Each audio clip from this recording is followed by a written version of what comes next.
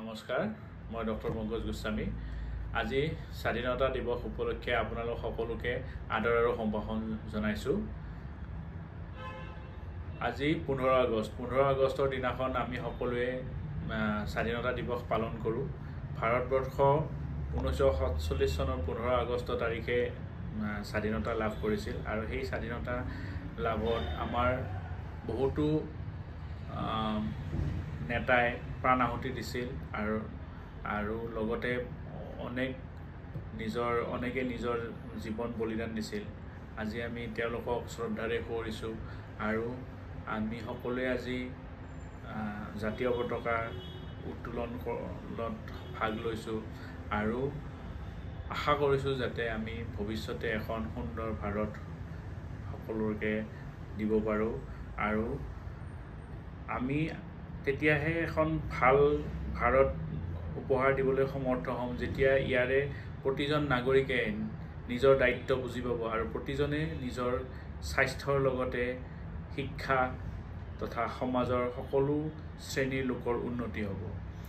গতিকে মোৰ ফালৰ পৰা সকলোকে এইটোৱে জনাওঁ যে আহক আমি সকলোৱে নিজৰ স্বাস্থ্যৰ যত্ন লওঁ আৰু কাৰণ স্বাস্থ্য যদি আমাৰ ভালে নাথাকে তেতিয়াহ'লে আমাৰ কেতিয়াও আমি নিজৰ জীৱন উদযাপন কৰিব নোৱাৰোঁ। সেইকাৰণে আমি কেইটামান নিয়ম ফ'ল' কৰোঁ। সদায় ৰাতিপুৱা সোনকালে শুই উঠোঁ আৰু এঘণ্টা সময় পাৰিলে খোজকাঢ়োঁ বা দৌৰোঁ। তাৰপিছত ধৰক আধা ঘণ্টা সময় যদি আমি যোগাসন বা মেডিটেশ্যন কৰোঁ তেতিয়াহ'লে আমাৰ মানসিক স্বাস্থ্যও ভালে থাকিব। সদায় যদি আমি সেউজীয়া ঘাঁহনিত আমি খোজকাঢ়িব পাৰোঁ তেতিয়াহ'লে চকুৰ কাৰণে এইটো বহুত ভাল। তাৰোপৰি আজিকালি আমি মোবাইল বা কম্পিউটাৰ বেছিকৈ চাবলৈ লৈছোঁ। যিমান পাৰি সেইটো কমাই চাব লাগে আৰু মাজে মাজে ধৰক কম্পিউটাৰ বা মোবাইল চাবলগীয়া হ'লেও মাজতে গেপ ল'ব লাগে, কাৰণ মাজত যদি গেপ নলয় তেতিয়াহ'লে চকুৰ ক্ষতি হ'ব পাৰে আৰু চকুৰ ক্ষতি হোৱাৰ লগতে কেতিয়াবা মানসিক স্বাস্থ্যৰো অৱনতি ঘটে।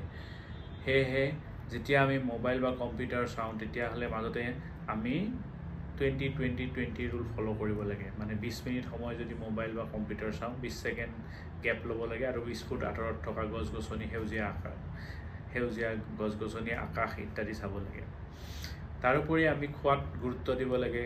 আমি ধৰক ঘৰতে বনোৱা খাদ্য খাব লাগে, বাহিৰত অত্যাধিক ভোজন কৰিব নালাগে আৰু খাওঁতেও আমাৰ খাদ্যত চালাড, সেউজীয়া শাক পাচলি ইত্যাদি যাতে থাকে তাৰ প্ৰতি গুৰুত্ব দিব লাগে।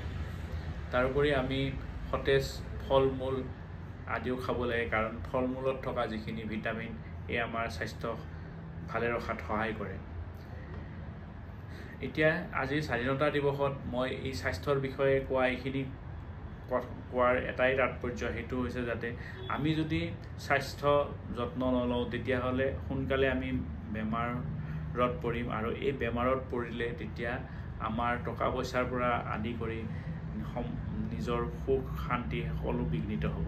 গতিকে আমি যদি ঠিকমতে নিজৰ স্বাস্থ্যৰ যত্ন লওঁ তেতিয়াহ'লে আমি নিজৰ লগতে পৰিয়ালৰ সকলোৰে মংগল হ'ব আৰু আমি বেছিদিন নিজৰ জীৱনটো উদযাপন কৰিব পাৰিম আৰু তেতিয়া আমাৰ সকলোৰে আৰু তথা দেশৰো উন্নতি হ'ব।